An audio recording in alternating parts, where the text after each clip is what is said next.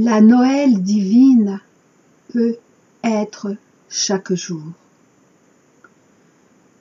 Voici le 12e audio de la playlist Méditation flamme jumelle sur la vérité divine. Sachant que tous ces audios sont intemporels et que chacun peut être écouté indépendamment de leur ordre chronologique.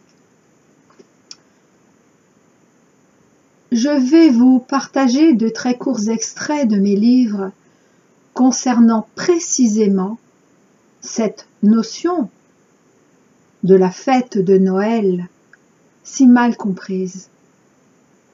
Si mal comprise, y compris par moi.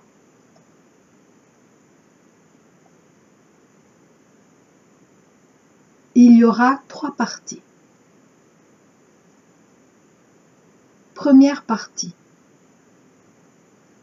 Extrait du message La magie de Noël du 19 décembre 2006, tiré de la Vie Providence 1, Nous attendons le signal, en page 114.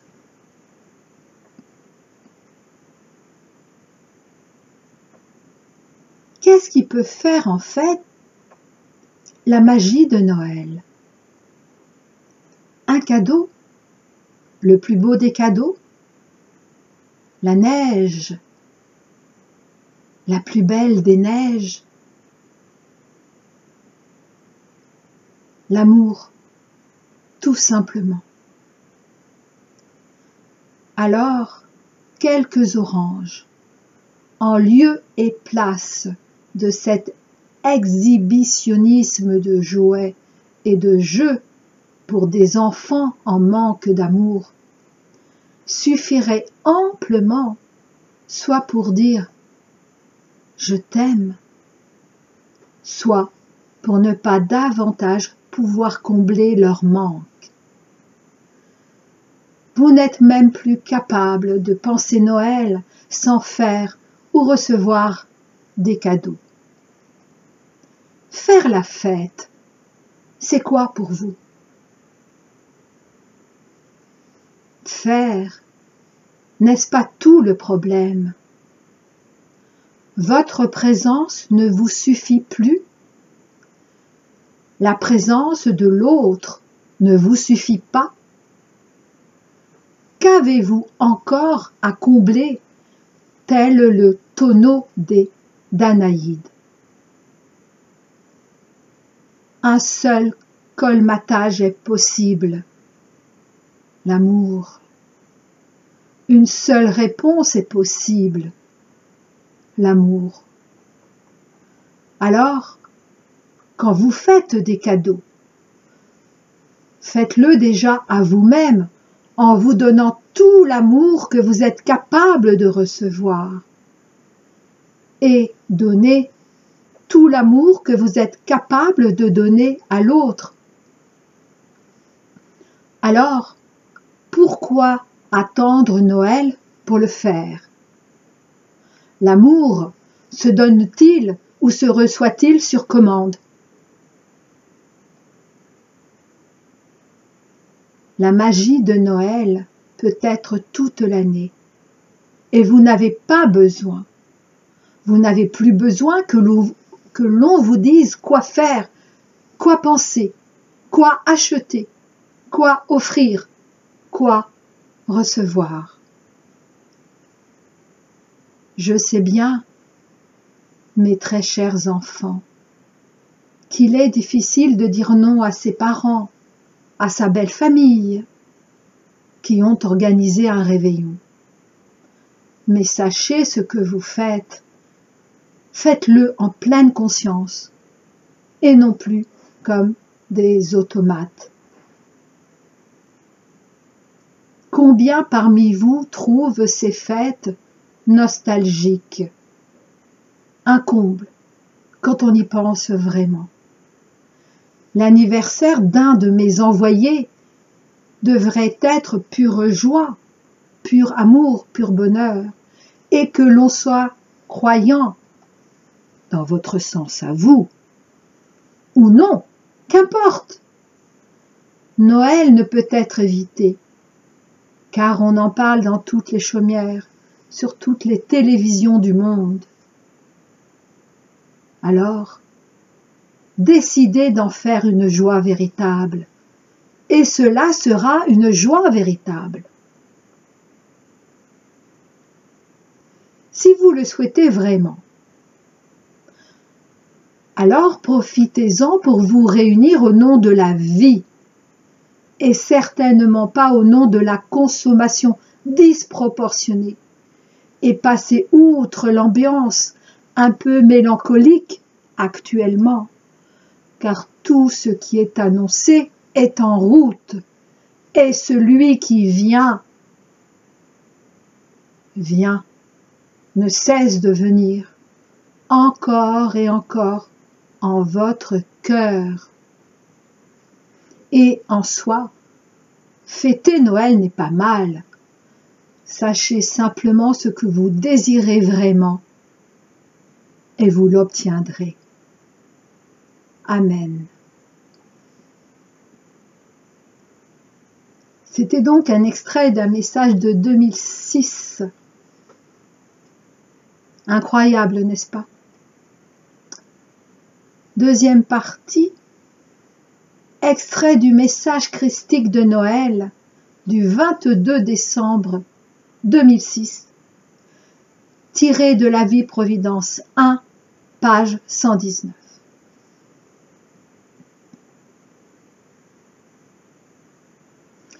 Je précise que ce premier extrait que je viens de vous lire émane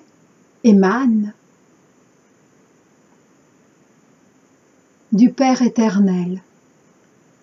Et ce deuxième extrait émane, donc que j'avais intitulé Message christique de Noël, émane du Fils éternel.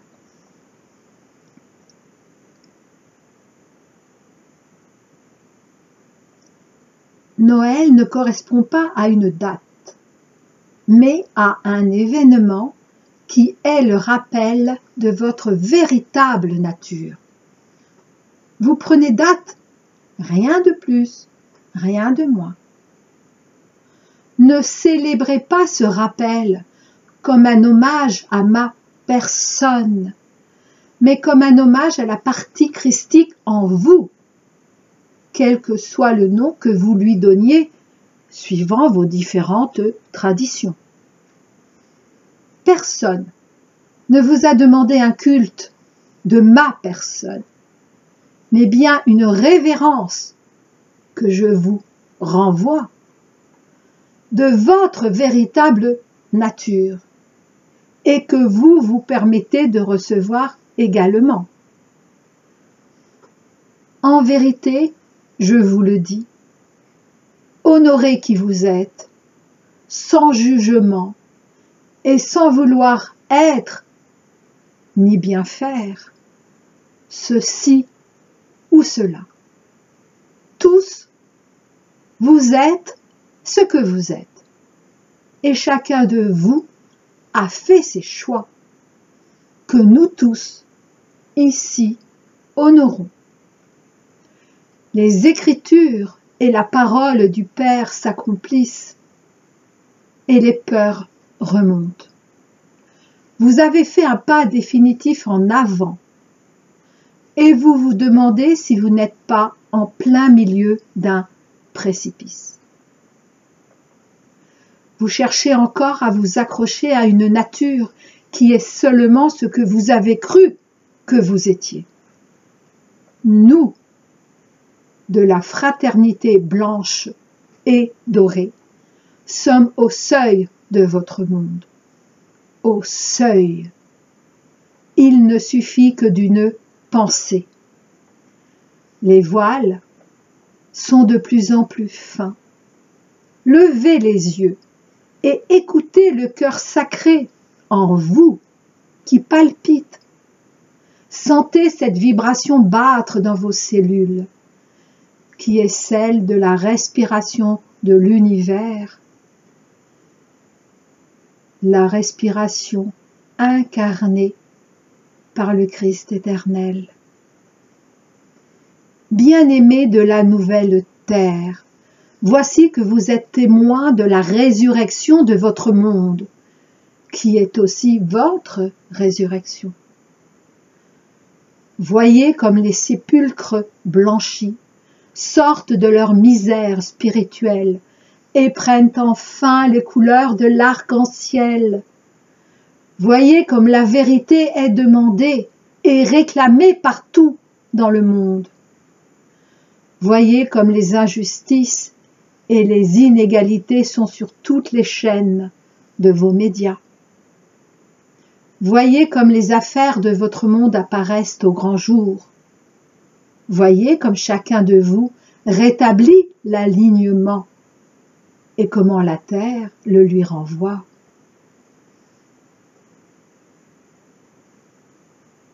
Vous êtes dans le miracle et vous ne le voyez toujours pas, car vous oubliez que vous êtes ce miracle.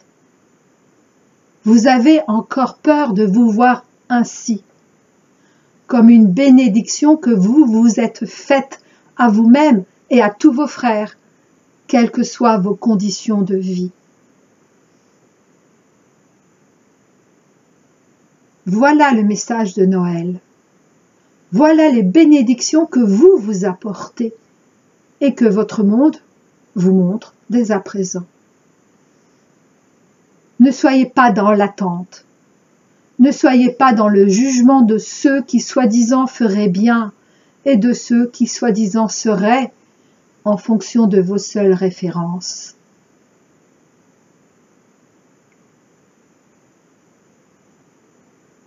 Chacun est à sa juste place. Ne soyez pas dans le jugement de ceux qui soi-disant feraient bien et de ceux qui soi-disant seraient en fonction de vos seules références. Chacun est à sa parfaite place. Chacun est à sa place parfaite.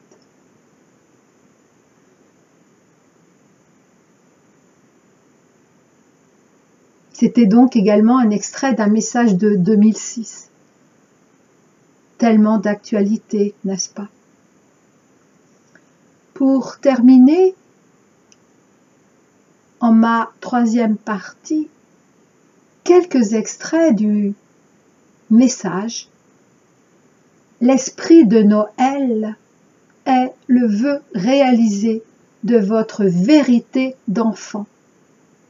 Du 21 décembre 2010, tiré de la vie Providence 4, le moment des injustes, page 259.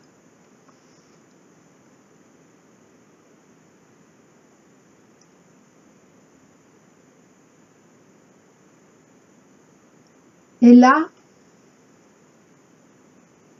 c'est l'esprit de vérité qui s'adresse à chacun de nous.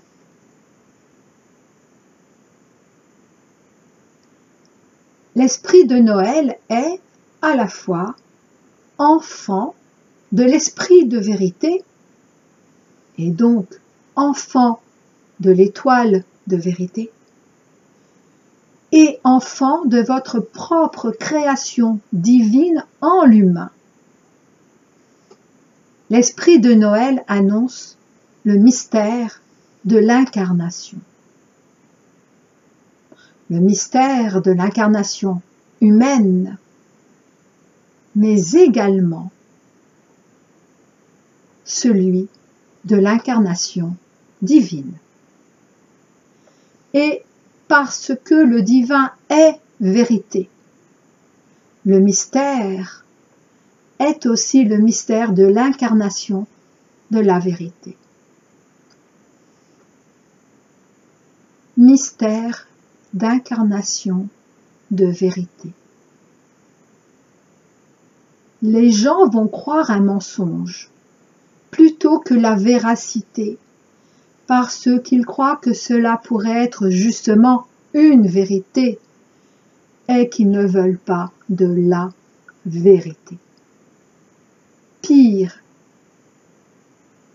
ils vont même parfois préférer tout mensonge à toute vérité, parce qu'ils ont peur de leur vérité, comme de celle des autres, car ils ont peur de la vérité. Et donc, beaucoup d'entre vous, qui êtes des enfants devenus adultes, vous avez peur de Noël, et vous préférez soit nier l'esprit de Noël, soit le réserver pour vos enfants humains, au motif de tant et tant de raisons à vous rassurer que vous êtes adulte. Et tant d'autres raisons qui vous détournent, et ce n'est pas un hasard, de tout ce que pourrait vous apporter et être votre regard d'enfant émerveillé par tant de bonté et de beauté divine.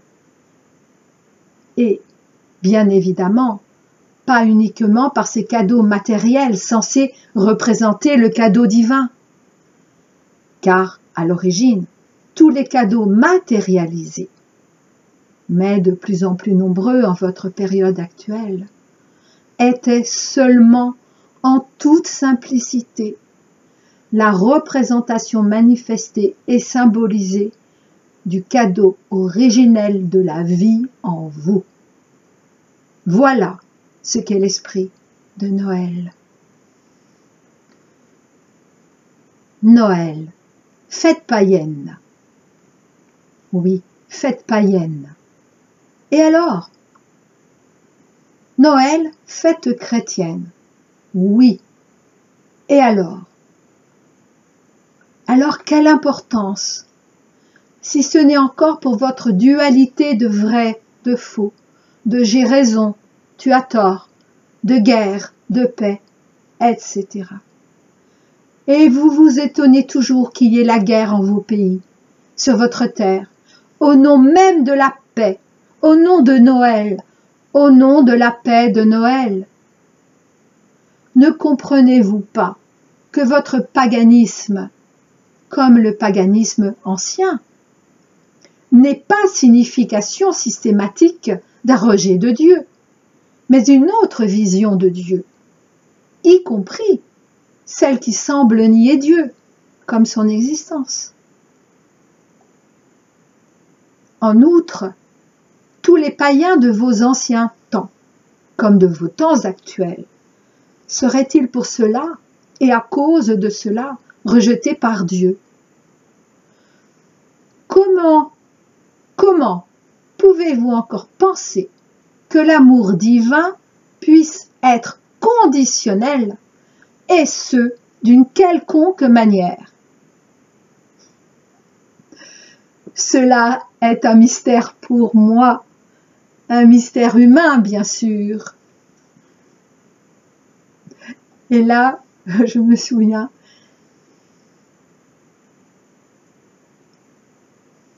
il avait beaucoup ri.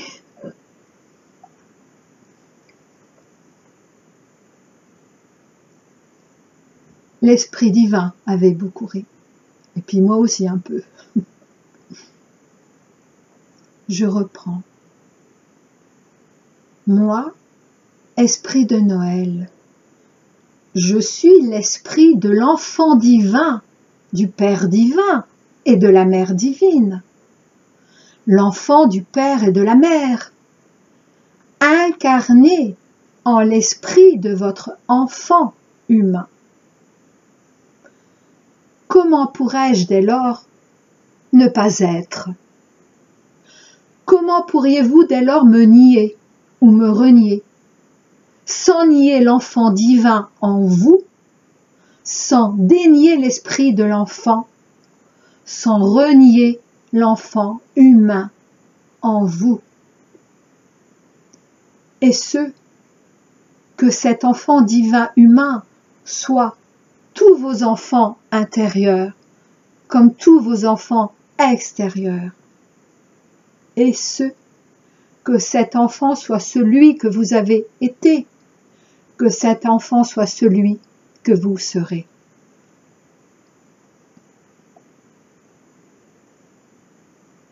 Qui peut s'ouvrir sans aucune condition au présent, comme au présent cadeau, si ce n'est l'enfant divin, si ce n'est votre propre enfant? Qui peut ouvrir la porte du présent, ici et maintenant? Qui peut ouvrir la porte du présent, cadeau? Qui peut ouvrir la porte du présent, la présence divine? Qui peut ouvrir la porte de votre présence divine? Qui, si ce n'est l'enfant? L'enfant de l'adulte, l'enfant de l'adulte, l'enfant de l'enfant, tous les enfants de lumière.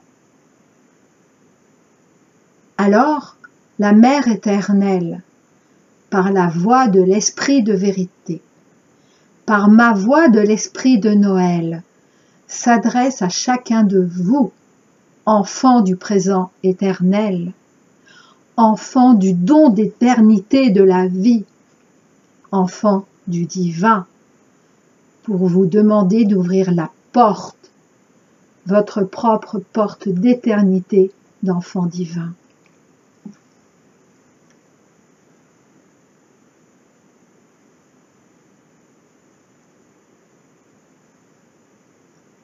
Le Père-Mère, Noël, a été créé par l'ensemble de vos cœurs d'enfants réunis en l'un, l'une, pour vous rappeler et vous re-appeler à vous-même lorsque vous oublieriez votre propre enfant divin. Voilà ce qu'est l'esprit de Noël.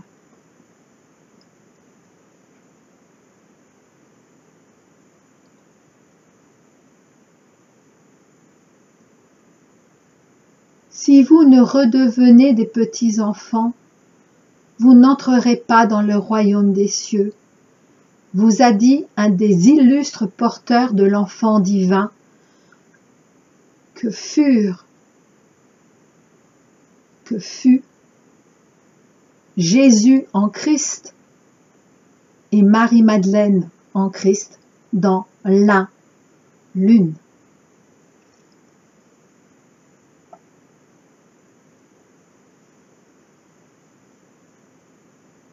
Que vous dire, si ce n'est de ne plus avoir peur de votre enfant divin, de votre enfant intérieur, de ne plus avoir peur de le laisser s'exprimer, mais au contraire, lui redonner et lui laisser reprendre sa place, toute sa place, rien que sa place d'enfant.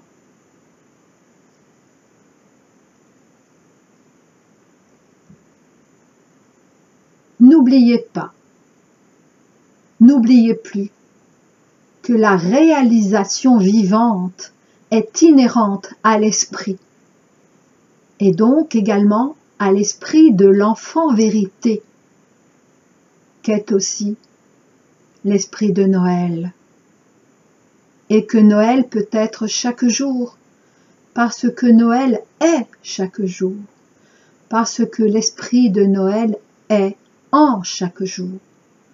Alors, moi, esprit en Noël, je vous souhaite le merveilleux mystère du Noël éternel.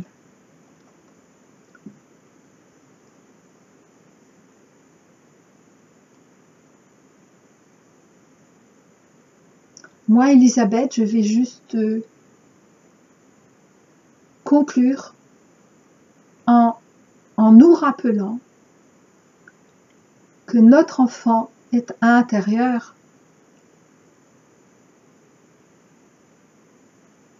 est aussi la partie amoureuse en nous, amoureuse de la vie, amoureuse du présent, la partie amoureuse du divin, mais également quand nous sommes amoureux, et en l'occurrence de celui ou de celle pour nous, c'est toujours notre enfant intérieur qui s'exprime.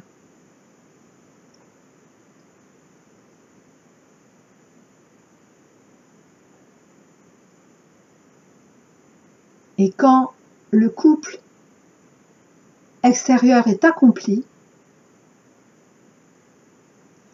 alors les deux parties adultes de l'homme et de la femme se sont unis et s'unissent chaque jour pour créer ensemble. Leurs règles, la règle de chacun,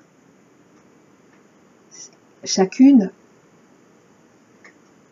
est unie avec celle de l'autre et ne font plus qu'une. C'est une règle commune.